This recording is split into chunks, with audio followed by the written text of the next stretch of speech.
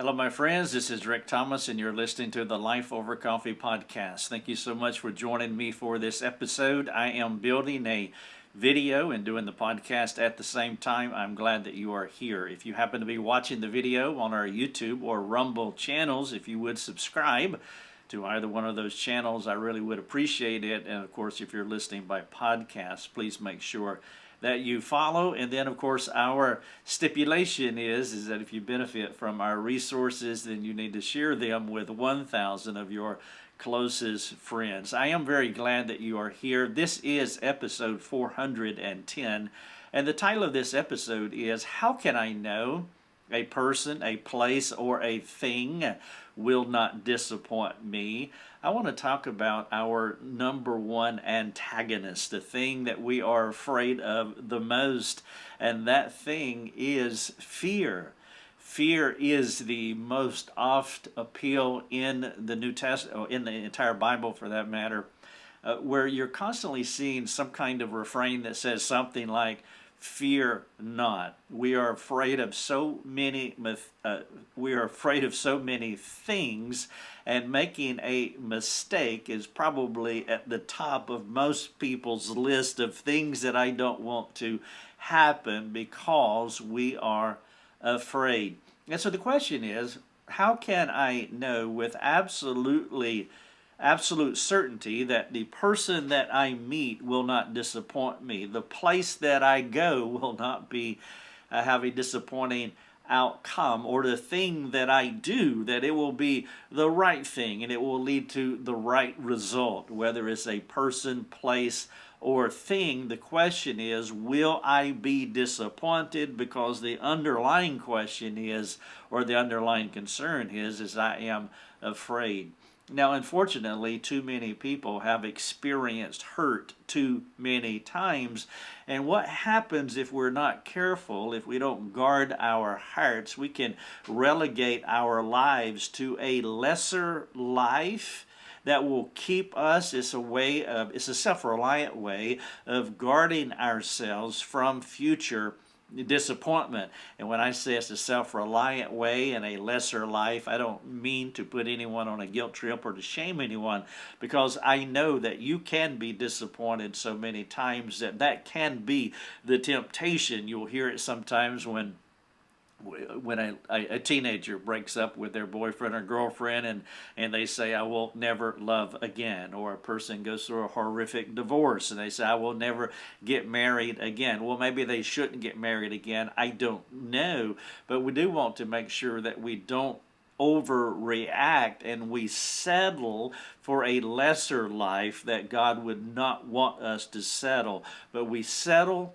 for that lesser life because we are afraid of a future mistake. And so therefore I have titled this Life Over Coffee episode is 410, and again it's how can I know a person, a place, or thing won't disappoint me. What we're talking about here also, in essence, is biblical decision making, how to make the right decision. But it's not just making the right decision, it is stepping out in faith, having a feisty, optimistic faith that really is focusing more on the goodness and kindness of God than whatever past problems we may have encountered that dampens our faith. We always want to be faith-filled people. And so if you want to watch the video, you can find the video inside these show notes, episode 410. The podcast is also embedded there as well.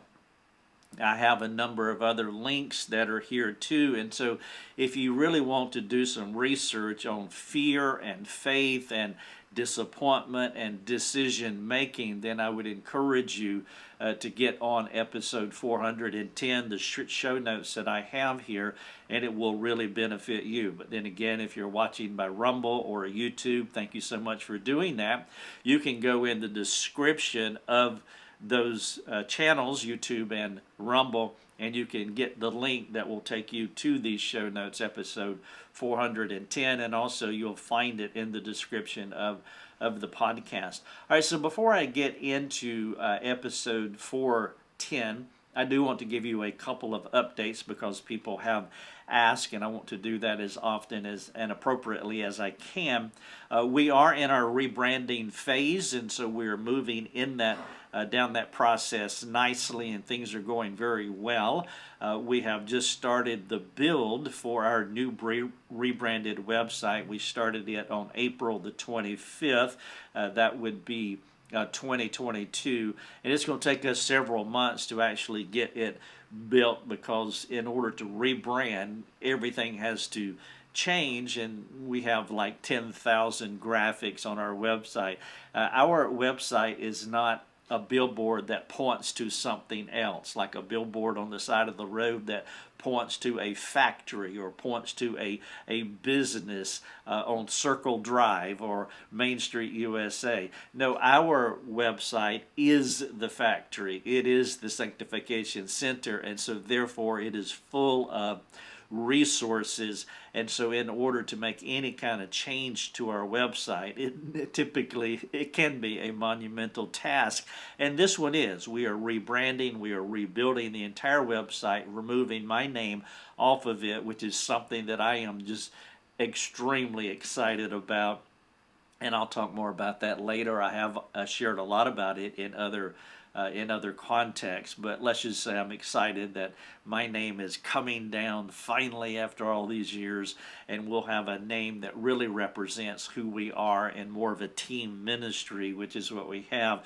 And so I'm excited about that, and so hopefully within a few months we'll be able to invite you all into, maybe we'll have an open house and just invite you into our Sanctification Center. Now, with that in mind, also, thing number 2 that I want to mention, I want to share with you a couple of testimonies that people have written in. We don't solicit, we don't ask for testimonies, but people voluntarily just write, and they share with us what God is doing in their lives through this ministry, and I want to read a couple of those.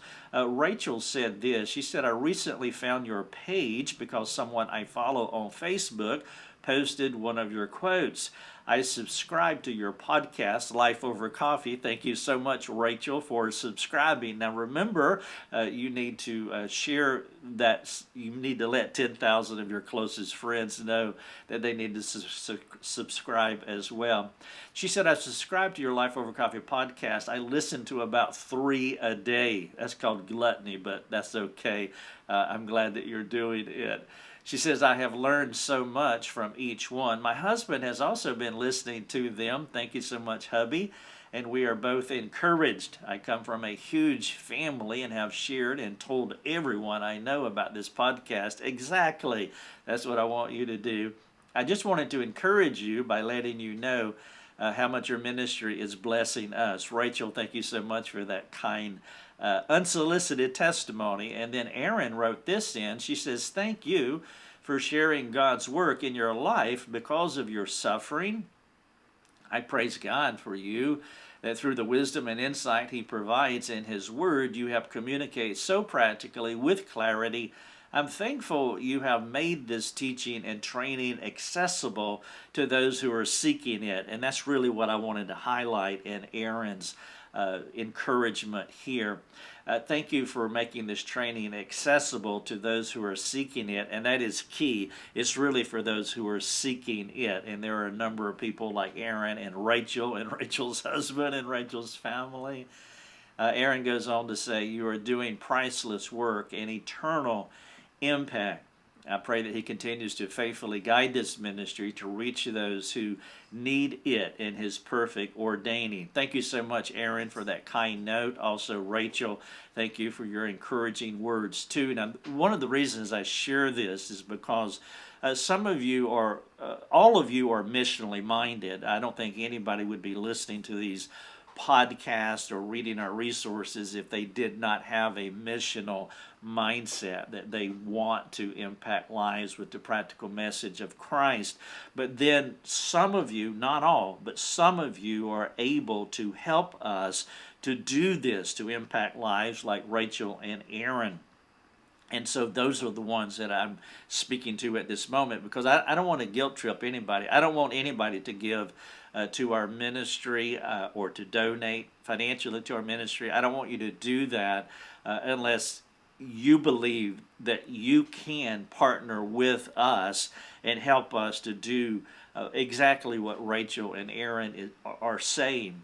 And so please do not give, please do not donate unless you are not just a missionally minded person, but you have the means. You actually have the means. You're stewarding the Father's money, and you're in a place in your life to where you can give. Now, that's the person that I want. And I want to be very clear about that because I don't want to guilt anybody. I absolutely don't want you to give at all. Do not donate to our ministry.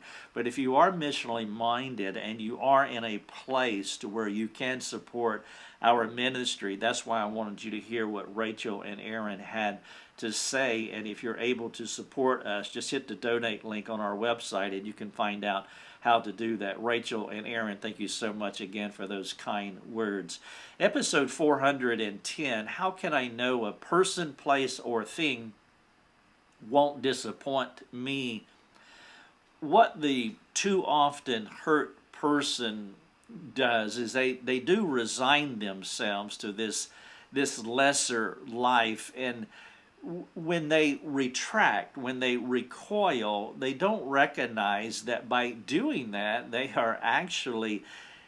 trying to guard against disappointment, but when they retract or recoil, they're actually settling into one long life of disappointment because they don't want to encounter a momentary disappointment, so they just choose to live one long stretch of a disappointed life. There is irony here, and it's important for us to see that. It's like saying that I don't want to experience hurt in a relationship again. I am the teenager, and I have broken up with my girlfriend, my boyfriend, and so I'm never going to date again. I'm never going to have another relationship. What they're doing, it sounds smart, or it sounds like common sense in the moment, that I don't want to have this hurt in the future. And so therefore, what are you really saying? I'm just going to live a life of isolation. Well, what you're saying is I'm going to live a life that is contrary to what it means to be an image maker, in part by being in community, and so I'm just going to isolate myself and not partake of all the benefits and the reciprocality of what it means to be in relationship. But sometimes we will accept, like say, an incarcerated life of isolation over the potential of momentary relational hurt. Now that is a problem, and there's two aspects to that I want to highlight, because we do make those decisions because, again, we are afraid. Fear is an inhibitor, and we can be afraid of the people, the places, or the things, and we can withdraw from those, and that can really truncate the kind of life that we could have in God and in community. And there are two things I want to highlight. One of it, part of the problem is a lack of understanding of how suffering is an aspect of not just the Christian life, but a life. We live in a fallen world. Paul said in Philippians 1:29 that it has been given to you on the behalf of Christ, not only to believe on him, but also to suffer for his sake. And so that's the two primary elements of the Christian life, packaged right there in Philippians 1:29. You receive salvation, of course, that is the thing that we want. But what comes along with salvation is suffering, and we have to understand that, because if we don't understand that, we won't have a robust theology of suffering, and we will live a life of recoiling or retracting.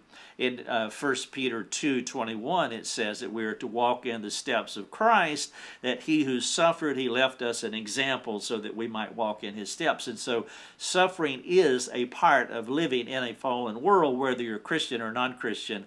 But for the Christian, greater is he that's in us than he is in the world, we are empowered to be overcomers. And so, first of all, the person who recoils or retracts, they don't really have a good understanding that suffering is part of the Christian life. And then number two, the person is more problem-centered than God-centered. And so if you were to draw it out on a piece of a white paper, printing paper, you would put a big P in the middle of the paper where the problem is big, and then the word God, God would be very small. And so that's a person that is problem-centered versus God-centered. Of course, the inversion of that is the word God or Yahweh or Jehovah would be big on that printing paper and problems would be small. I'm not saying that problems don't exist. I just got through saying that suffering is a part of our life, but it is a matter of where we're going to place the accent. It's not the diminishing or the vanquishing of suffering. We can't do that. That's not possible. We will suffer, but is the accent mark on the sovereignty and goodness and kindness of God, or is the accent mark on our suffering? Thus, we're back at our question. How can you vet something with 100% certainty, and after you vet it, after you diagnose it, after you analyze it, you can come to the conclusion that that person, place, or thing will not disappoint me? Well, the straightforward answer is you can't. There is no way to know with 100% clarity and certainty that that person, that place, that thing will not disappoint you. But the answer is more profound than that. The answer to the question, how can I know with certainty that I'll not be disappointed? It's not just you can't know, but the real answer is that's the wrong question. That's the wrong question. If we're asking the question, how can I know that I will not be disappointed, then we're asking a fear-laced, a fear-based, a fear-centered question. Common sense should already inform us that bad things happen to everyone, as I have been saying, like say in Philippians 1:29 and 1 Peter chapter 2 verse 21. You cannot move through life in a disappointed way, in a disappointment-free way. And so therefore we must think more deeply. We must think with sovereignty in view. And that's why we want to be sovereignty-centered or God-centered rather than problem-centered. And so let's say that you are thinking about making a decision and you want to know if that decision is the right decision and I won't be disappointed. Well, you probably are going to be disappointed, and I would make the case that it is possible that God will use that disappointment to mature you and also to further his purposes along. We see that in the great illustration of Joseph, but we see it in 1,000 other illustrations in the Bible as well. But as Joseph said, as you clearly know from Genesis 50:20, ye meant it for evil, God meant it for good. And so I would say not only do bad things happen to everyone, but it is true that God will use the difficulties and challenges in our lives to mature us. And so that's a redemptive, sovereign-centered view of trouble and tragedy, but not just to mature us, but also to move his purposes, his redemptive purposes along. And so what I want to do here is I want to give you a disappointing example. I want to give you a disappointing example of something that I did that you could say turned out very disappointing, but that's not the view that I have today. And so here's the illustration. When after I became a Christian, after the first year of becoming a Christian, God regenerated me in 1984. By 1985, I believe that God had a call on my life, whatever that means, and that's another talk. But whatever that means, I believe that God was calling me to go into ministry. And so I was part of an independent Baptist church, and in the independent Baptist church, if you believe that God is calling you to go into some type of ministry, basically you have three options. You become a pastor, a missionary, or an evangelist. That's kind of what you do, and that's fine. That's fine. And so I believe that God was calling me to something. I knew that I had a purpose on my life. Someone has once said, what are the two greatest days in your life? The two greatest days in your life are the day that you were born and then the day that you figure out why you were born. Well, those 2 days have come in my life. I have been born, praise God, and then I figured out why. I figured out my calling. Of course, part of my calling was being regenerated, but after God regenerated me, then I knew I was heading into my niche, and that's what we want. We want to find our spot. There is a spot for everybody in their life, and the person that lands on their spot, doing the thing that they're good at, the thing that they're called to do, those are the two greatest days in your life, the day that you were born and the day you realize why you were born. And so I began to sense after salvation what God was calling me to, and my pastor, he recommended that I go to a fundamentalist Bible college, which is here in Greenville, South Carolina. It's not Bob Jones University, by the way, which for those, some of you may know, it is a large Christian college, university here in Greenville, South Carolina, but that's not the one. I went to a smaller fundamentalist Bible college, and based on his recommendation, I attended that college for 5 years. I got 2 degrees from that college. I got a theology, a BA, a BS, and a BA, and I don't know what they are, a BS in theology and a BA in Christian education. It's been a long time, and I don't know where those degrees are. They're in a file cabinet somewhere because I don't keep those things hanging on my wall. But anyway, I got 2 degrees from this fundamentalist Bible college. I went. Now, here's the question. Would I recommend this college to anyone today? The answer is absolutely not. 100 times not. 100 times out of 100, I would not recommend this college to anyone. But the more significant question is, what can I learn from that disappointing recommendation? You see, he recommended that I go there. And now here it is some 30 years later, 30 plus years later, and there is no way in the world I would ever recommend that someone do what I did. But I see that thing that I did as a good thing, even though I would not recommend that anybody do it. Now, that's where we have to get to in all of our disappointing experiences, and we have to there are things that we have to understand, and I want to walk through 8 things. I want to walk through a process of how I got to the place where I went to a place that I benefited from, and I'm glad that I went, but I would not recommend that anybody do what I did. That sounds contradictory, but isn't that the way a lot of things happen to us?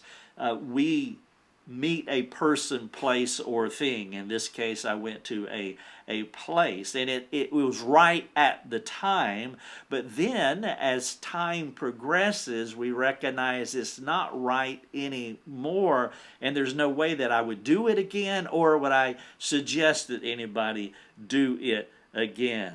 And that's where a disappointing situation can really be redemptive, and it can cause us to continue to mature and be optimistic in our faith, knowing that God can use all situations and circumstances in our life. And so this disappointing example of going to a fundamentalist Bible college that I would not recommend any longer, here's 8 things that I can draw from it. First of all, I had a trusted friend who loved me, my pastor, my first pastor, and he wanted what was best for me. And so when you're making a decision, that's what you want. You want to make that decision, big decisions, you want to make that decision in community, and you want people to be around you who have the courage to say the right thing, and they won't rubber stamp you, and they're for you, and they love you. And so I made that decision in good faith, and I knew that he was in good faith, and he wanted the best for me, and so that was absolutely right. And then number 2, I was moving in a general direction of Christian maturity. I was moving not in a specific direction, but I was moving in a general direction. I loved God, I loved others, and I wanted to continue to grow in my faith. So I had a good friend around me who wanted what was best for me. He gave me good advice based on where he was and based on where I was at that moment. I was moving in a good general direction, and so it seemed like I needed to continue to move forward.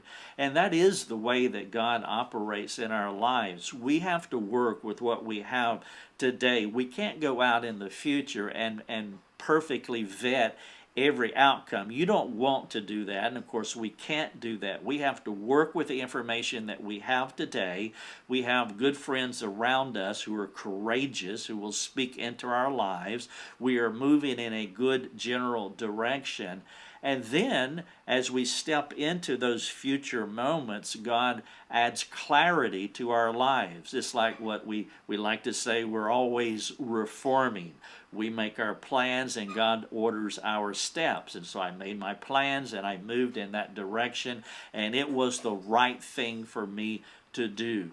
And then number 4, and so number 1, I had a trusted friend. Number 2, I was moving in a good general direction. Number 3, God will continue to give you clarity, so you're always reforming. Number 4, it's important to understand that God is the author of our story. And so we are living out our lives by faith. Faith in Him, not faith in not faith in trying to make the perfect decision, not faith in trying to know exactly how this thing is going to end up. Some people are like that. Their faith is not in God. Their faith is in knowing the outcome because they're so fearful, which is what I'm talking about in this podcast. They're so tentative that they can't move forward because they have to know how things are going to roll out before they take that step. Well, that step of faith is faith in their own self-reliance. It's not God-reliance. And so I had a trusted friend who was for me. I was moving in a general direction of loving God and loving others. I knew that I would be always reforming, progressive sanctification, making my plans. God would order my steps. I knew that God would order my steps, that God is the author of my story. And then number 5, I stepped out in faith. And faith in God is an optimistic faith. It is a feisty faith, realizing that God is up to something. And so I wanted to go to Greenville, South Carolina, because God was there and God was up to something in my life. And so when I did step out, I stepped out with a feisty, optimistic faith. And then number 6, God used a lot of suffering. When I got to Greenville, there was more suffering and more disappointment in my life collectively than at any point in my life prior. And it's kind of like when Joseph got to Egypt, the disappointment just really compounded. And there are other people where God had led them to a place, and when they got to that place, the disappointment happened. God led Elijah down to a brook, and the disappointment happened. God led Elijah to a widow woman who was getting ready to die, and the disappointment happened. But you follow God by faith, and not with cynicism, not with suspicion, but suffering and disappointment happens. But if you are aware that God is the author of your story, you know He is in the suffering. He meant it for good, even though they meant it for evil. And so number 6, He may use suffering when you get into that future point, as when I got down to Greenville, South Carolina. He may use suffering and disappointment to move His purposes along. And then number 7, I must continue to grow in sovereign clarity. Okay, I'm here. I met disappointment that I did not anticipate. God, you're the author of the story. What are you up to? And then number 8, and this is critical, you have to resist letting bitterness, cynicism, and anger and grumbling entrap your mind or entrap my mind, because that is the temptation and that is the tension. I would love for you to look at this 8 sequential steps that I've laid out here in these show notes. This is episode 410. The question is, how can I know a person, a place, a thing won't disappoint me? The answer is you can't know, and you're asking the wrong question. God is leading you, and so what does it mean to be a God-centered person?